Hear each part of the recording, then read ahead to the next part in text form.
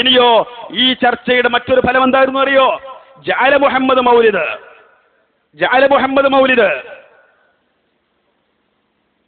ആ മൗലിദിൽ കുറെ കാര്യങ്ങൾ ഇവർ തള്ളുന്നതുണ്ട് എന്നാ, സ്വീകരിക്കാൻ പറ്റാത്തുണ്ട് എന്നാണ്.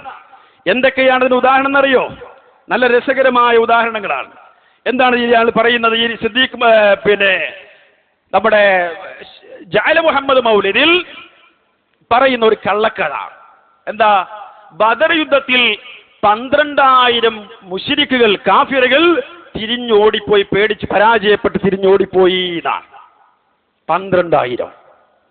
അപ്പൊ അലവി സഖാഫി പറഞ്ഞിട്ടുണ്ട്, 12,000 അതുണ്ടോ?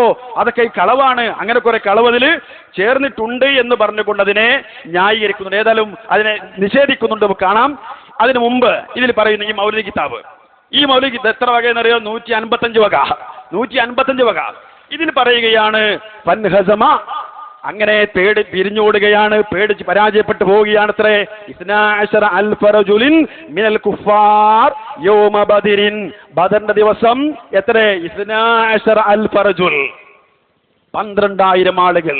കുഫാറുകളിൽ നിന്നും 12,000 ആളുകൾ തിരിഞ്ഞോടിപ്പോയി എന്നാണ്. എന്നാൽ അലവി സഖാഫി പറയുന്നത് കളവാണ്. അത് കളവാണെന്ന് ഈ ചർച്ചയിൽ പറയുന്നു. അതിന് മറുപടി നെല്ലിക്കുത്ത് പറയും, അതിന് മറുപടി വേറെ മുസ്ലിയാക്കന്മാർ പറയും. ആദ്യം അലവി സഖാഫി നമ്മൾ പറയാൻ വിടുക. അയാൾ പറയുന്നു, അങ്ങനെ കുറെ കളവ് ജഅല മുഹമ്മദ് മൗലിദിലുണ്ട്. കേട്ടോളൂ.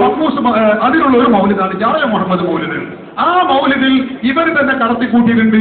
ബദർ ദിവസം 12,000 ആളുകൾ തോറ്റോടി. അത് നുണയാണ്, ശരിയല്ല.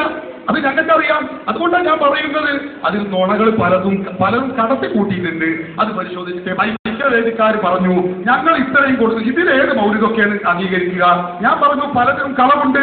കളവാണ് ഞാൻ കാണിച്ചു തരപ്പോൾ ഒരു കളവിലുണ്ട്, ഒരു അബദ്ധത്തിലുണ്ട്. അത് നമുക്ക് അംഗീകരിക്കാൻ കഴിയില്ല. ഞങ്ങൾ പറയുന്നത് അതാണ്.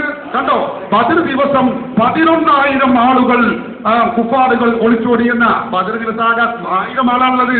അത് 11,000 ഇവർ കടത്തിക്കൂട്ടിയതാണ്. ഇതിനെ അവർ കണ്ടോള്, ബദർ മൗലിദിൽ കടത്തിക്കൂട്ടിയതാണ്. നമ്മള് കടത്തിക്കൂട്ടിയതാണ്. എന്നാ കേട്ടോ, ആരാ പറയുന്നറിയോ?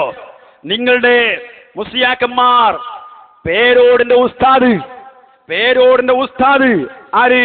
നെല്ലിക്കുത്ത് ഇസ്മായിൽ മുസ്ലിയാർ. നേരത്തെ നമ്മൾ സിദ്ദീഖ് മൗലവി കണ്ടില്ലേ?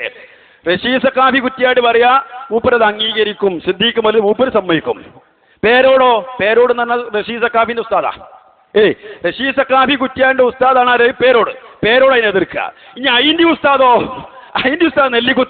നെല്ലിക്കുത്തോ മൂപ്പരനെ അംഗീകരിക്കുക. അപ്പൊ പേരോട് ഒറ്റപ്പെട്ടു. എന്താ കഥ കൂട്ടരെ? നെല്ലിക്കുത്ത് ഈ സിദ്ദീഖ് മൗലവിനെ അംഗീകരിക്കുക, അയാളുടെ ശിഷ്യൻ പേരോടോ അതിനെ എതിർക്കുക, അയാളുടെ ശിഷ്യൻ റഷീദ് കുറ്റിയാടിയോ അതിനെ അംഗീകരിക്കുക. അതിന്റെ ശിഷ്യന്റെ കഥ എന്താ പോയാലോ? ഈ കോലത്തിൽ ഈ മൗലിദിനെ ന്യായീകരിക്കുന്ന ഈ മുസ്ലിയാക്കന്മാര് തലപ്പാവ് ധരിച്ച് സമൂഹത്തെ പറ്റിക്കാന്നല്ലേ പറയണ്ടത്? പക്ഷേ അത് മാന്യത അല്ലാത്തതുകൊണ്ട് പറയുന്നില്ല, മാന്യത അല്ലാത്തത് കൊണ്ട് പറയുന്നില്ല. ആലോചിച്ചോക്ക്, ഇതല്ലേ കഥ? ഇനി ഈ 12,000 ആളുകൾ തിരിഞ്ഞോടി എന്ന് പറയുന്ന ഈ ഒരു കള്ളക്കഥ, ഏതിലെ ജഅല മുഹമ്മദ് മൗലിദിലുള്ള കള്ളക്കഥയില്ലേ, അതിനെ ഇതാ ന്യായീകരിക്കുന്നു ആര്? ഇതേ മുസ്ലിയാർ. ഏത് മുസ്ലിയാർ? നെല്ലിക്കുത്ത് ഇസ്മായിൽ മുസ്ലിയാർ, അഥവാ ഇവിടെ വന്ന റഷീദ് സഖാഫി കുറ്റ്യാടിയുടെ ഉസ്താദിന്റെ ഉസ്താദായ നെല്ലിക്കുത്ത് ഇസ്മായിൽ മുസ്ലിയാർ ഇതാ അലവി സഖാഫി വായിച്ച അത് കള്ളമാണ് എന്ന് പറഞ്ഞ ആ കള്ള സംഭവത്തെ ന്യായീകരിച്ചുകൊണ്ട് പറയുന്നു. കേട്ടോളൂ ചോദ്യം.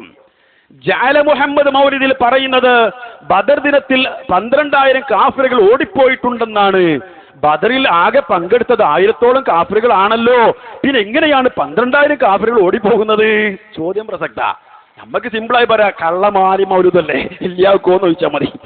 പക്ഷെ ഇയാള് പറഞ്ഞ മറുപടി എന്താ? അലവി സഖാഫിക്കുമാണെങ്കിൽ പറയാ ഒക്കെ കള്ളം കുറെ കടന്നു കൂടിയിട്ടുണ്ട്.